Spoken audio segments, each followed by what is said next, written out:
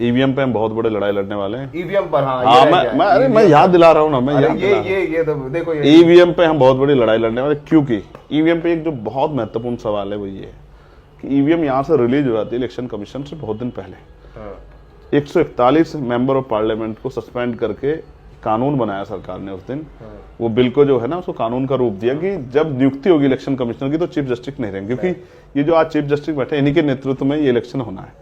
तो चंद्रचूड़, तो इसमें कुछ जो है कहीं ना कहीं ऐसा लगता है। दूसरा ये भी मैंने सुना, मैं इसको कंफर्म नहीं कर रहा, आप ज्यादा मुझसे बेहतर इस पर जानते होंगे, क्योंकि मैं कई दिनों से उस काम में था लगातार, और रूरल एरिया में था, ग्रामीण एरिया में, तो मैं इस तरह से काम यूज नहीं कर पाया, अपने काम में लगा हूँ, कि इलेक्शन कमिश्नर से कोई पूछताछ नहीं होगी, उसके ऊपर कोई मुकदमा नहीं दर्ज होगा। इस तरह का मुझे पता लगा कानून बना देगा कि आजीवन उस पर जो इलेक्शन कमिश्नर आएगा उस पर कोई जो है ना उसके ऊपर मुकदमा दर्ज होगा, ना उसको कोई सजा होगी, ना उससे कोई पूछताछ होगी। वो तो चलिए दूर की बात है, इस समय विपक्षी पार्टियां मिलना चाह रही चीफ इलेक्शन कमिश्नर से, लिख के वो तो मिल भी नहीं रहे हैं अभी।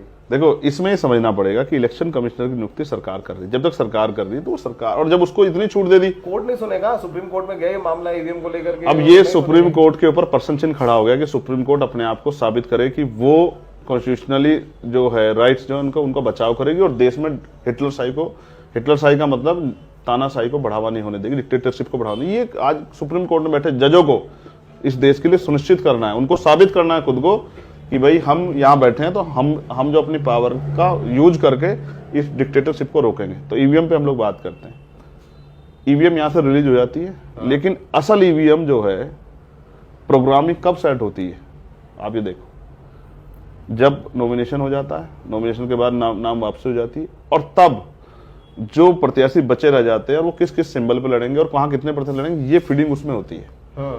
ये चुनाव से मुश्किल से 8-10 दिन पहले जब वोटिंग जिस दिन शुरू होती है सबके एजेंट्स को टेस्ट कराया जाता है। मैं कुछ और कह रहा हूँ, उसको टेस्ट को छोड़ो, ईवीएम जब यहाँ से रिलीज, उसको नहीं पता कौन से बूथ पे जाएगी, उस पर कहाँ कौन प्रत्याशी, ये सेटिंग यहाँ नहीं होती है। ये सेटिंग कहाँ होती है? ये वहीं होती है उसी जिले में जहाँ वो जाती है, और जहां उसको पता है कौन से बूथ पे जाना और कहां कौन प्रत्याशी। जैसे मैं नगीना लड़ रहा हूं तो मेरा नाम नगीना में आएगा, ईवीएम को कब पता लगेगा इस बात को? जब मैं नॉमिनेशन कर दूंगा। अभी तो मैंने कहां लड़ रहा हूं, जब मैं नॉमिनेशन कर दूंगा और मेरा नॉमिनेशन कंप्लीट हो जाएगा, वो नाम वापसी के बाद ये हो जाएगा, डिक्लेयर हो जाएगा कि ये लड़ रहे हैं, ना नाम वापसी हुआ, ना पर्चा कैंसिल हुआ, कुछ सब कुछ हो गया, कुछ भी सबसे क्लियर हो गया, तभी तो तय होगा ना ईवीएम में मेरा नाम आएगा। तो वो जो सॉफ्टवेयर अपडेटिंग होती है, ये एक बहुत बड़ा झोल है जिसको समझना पड़ेगा।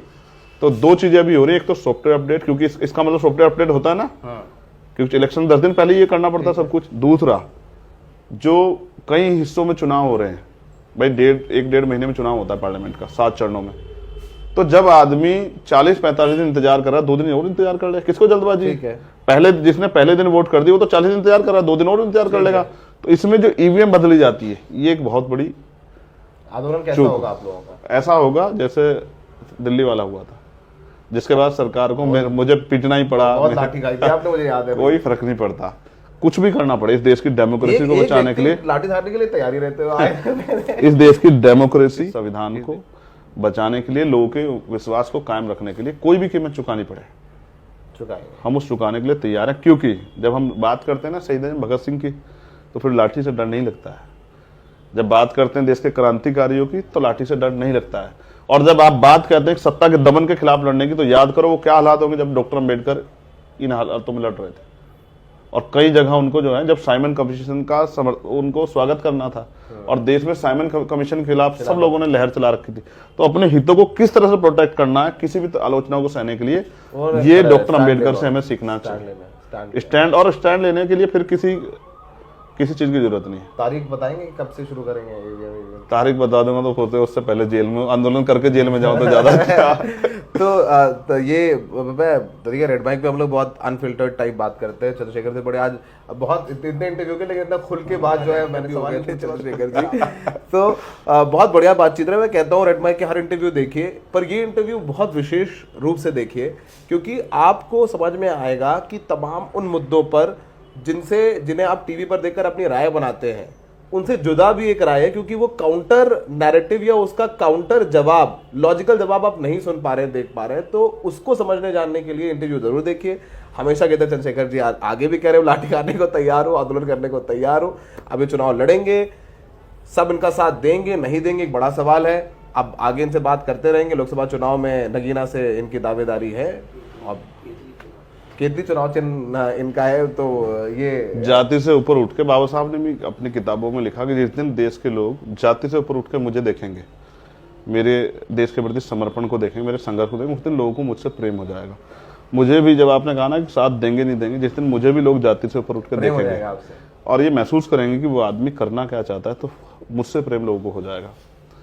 ये लोकतंत्र है, यहाँ रानी के पेट से राजा पैदा नहीं होगा। चलो तो वो एक बहुत हाइपोथेटिकल बात है कि जब मायावती जी को चंद्रशेखर जी से प्रेम हो जाएगा, वो बुआ भतीजे का प्यार हो जाएगा, और बुआ जी बोले कि अगर के मेरा भतीजा है तो जिसकी जर्नलिस्ट मैं ही चला जाऊंगा, मैं ही चला जाऊंगा पैर छूने के लिए, आशीर्वाद देने के लिए, कहे तो सही। अब तक तो उन्होंने ऐसा कोई मौका ही नहीं दिया।